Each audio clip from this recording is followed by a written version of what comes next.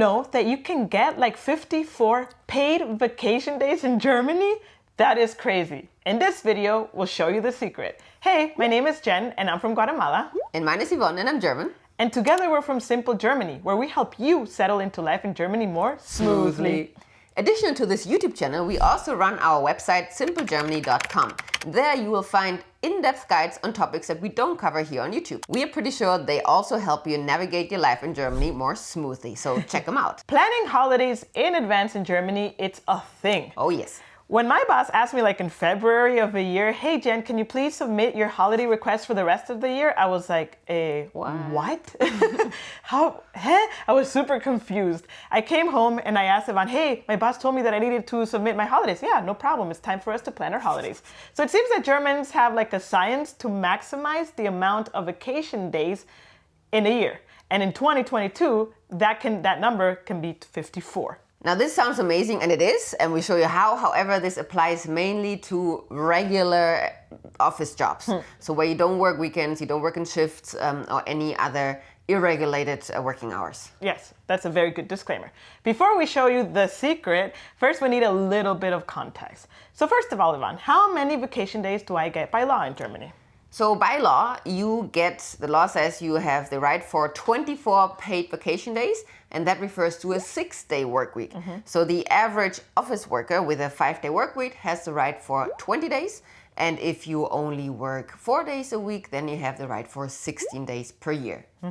According to a study done by Gehalt.de, even though, let's say for a 5-day work week, the minimum is 20 days, rarely do Germans get 20 days in their contract. Actually, the average, surprisingly enough, is 28 days. Yes. Sounds like pretty cool. So you even get 8 more days than you need to. I mean, you've had a job where you had 24 days. Yeah. And you had a job where you had 30 days. Yes. So the two extremes. Yes. And I've had jobs where I have had 26 or 28.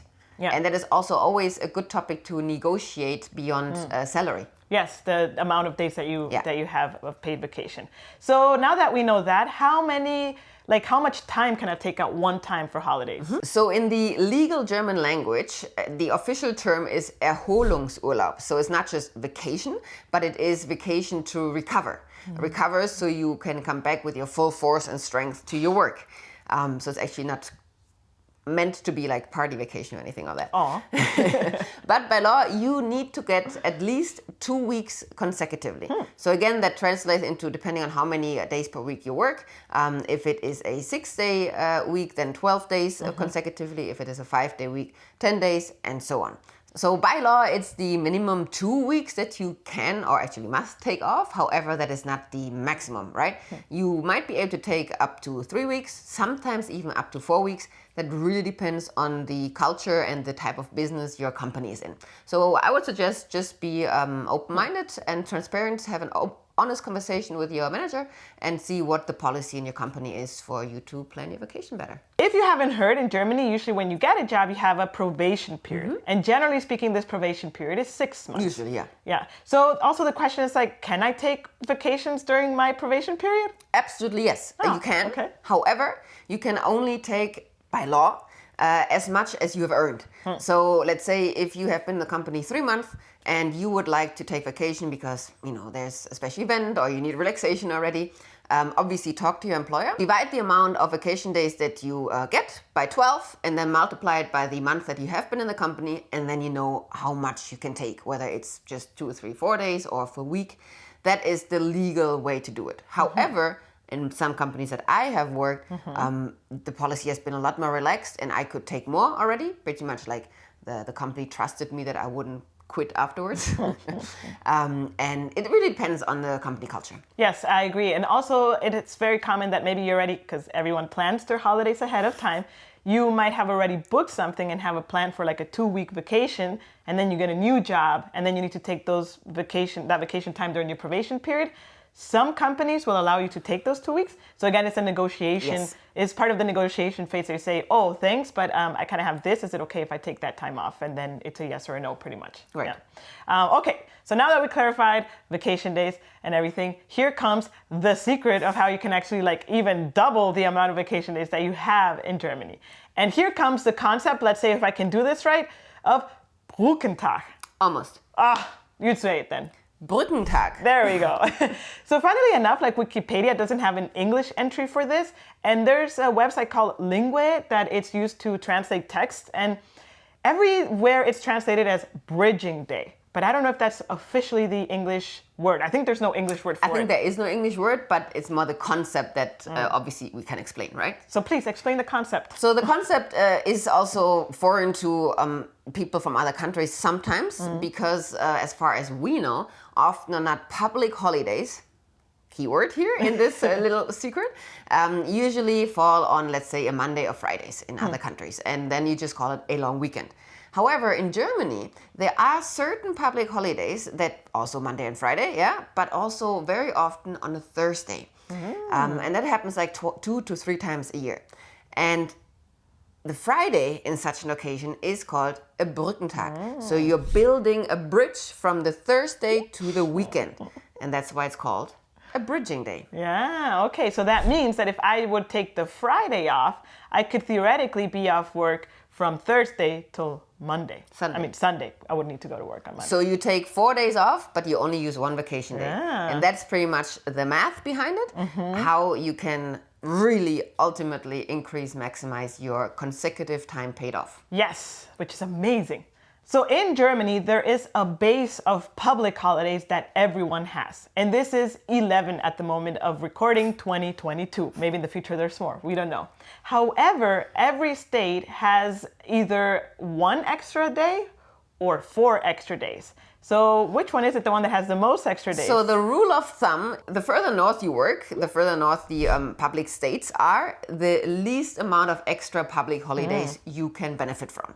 The further south you live, particularly the states of Bavaria and Baden-Württemberg, they have the most amount of extra public holidays, 3 and 4 extra days. Wow, which is crazy. And in the middle, it's a mix of like 1 and 2. 2, 3, depending. Yes. Yeah. Very important, the public holidays always depend on where your contract is based, not where you actually work or where the headquarter of your company is. Ah, that is true. So for example, if I am working remotely from like Frankfurt, but my contract is in Munich, I get the public holidays of Munich. Right. That's cool. That's how it should be. That's how it should be.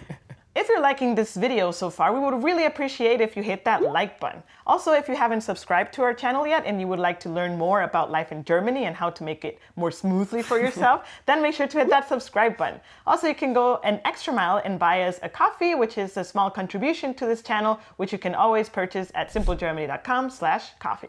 Continuing with the program.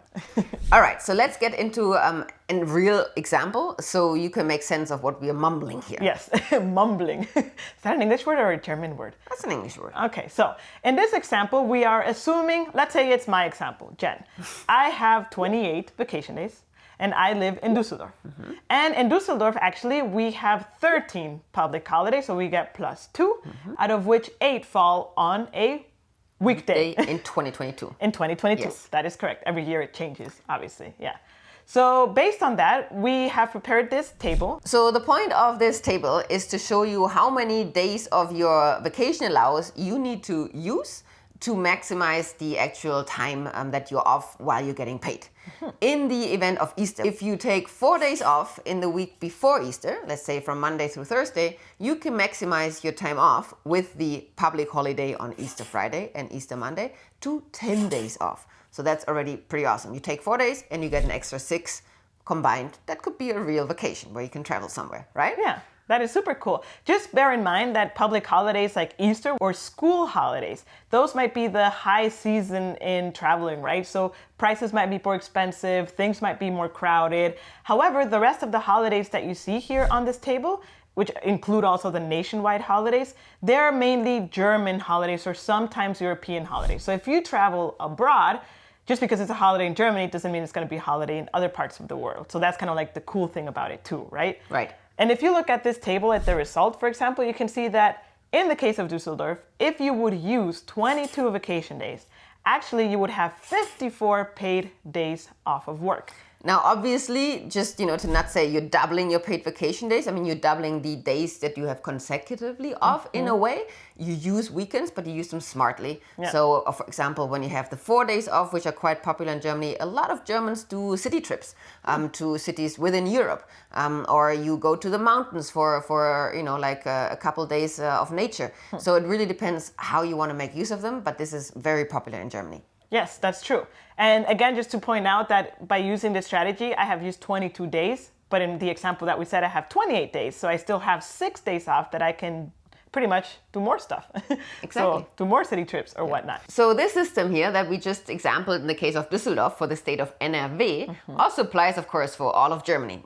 For all the states in Germany, for example, Berlin, where you only get 1 extra public holiday, you can use it to maximize your consecutive time off to 45 days. And in the ultimate best place to live for the maximum vacation time in Germany, that would be Bavaria or Munich as a city, you can use it to actually get 68 paid days off, where it's not just one single one, but there is some sort of consecutivity behind it. Wow. And that is really amazing about working and living in Germany. Yes, I totally agree. That is super cool. That makes me think maybe we should go to Bavaria.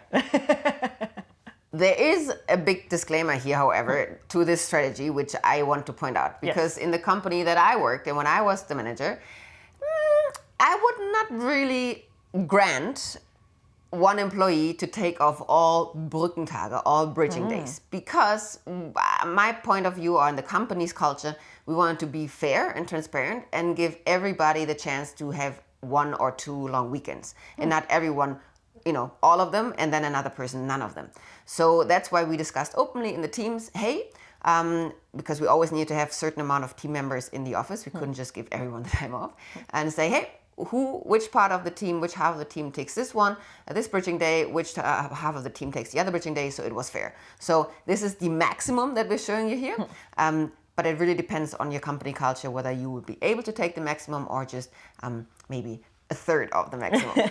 Also, not only depending on the culture of the company, but the job that you perform at the company. Yes. So in your case, the people that were working in your team, they had to be there because the phones were ringing and whatnot. In my case, as a developer, we all pretty much took all the Brückentags off because it was okay. So there was no problem with our manager to ask for these, and most developers were off on a Brückentag.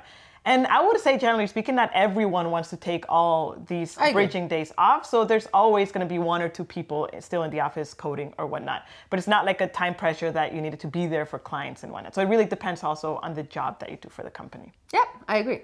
One more thing to point out while talking about German vacation planning is that if you don't plan your vacation, let's say in the first half year, which is already quite late because January is usually the month when Germans do it, your manager will most likely approach you, like in Jen's case, and ask or demand of you to enter your days in the system.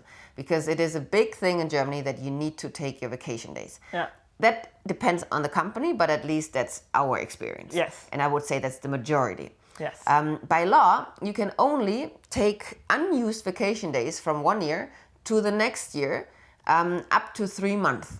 Otherwise, they basically disappear or they need to be paid out. But that is also a legal gray line. So insist on taking your days. Don't think or feel bad that, oh no, but I need to work harder. This is a beauty of Germany and a usual practice. Yes, that's correct. And also to add to that, it depends. I think there's a minimum or maximum days that you can actually take over to the next year in Germany. And like you said, you can only use them up until March usually. So be smart about it and actually take time to recover and relax from your job. Or go home and visit your family. Yeah.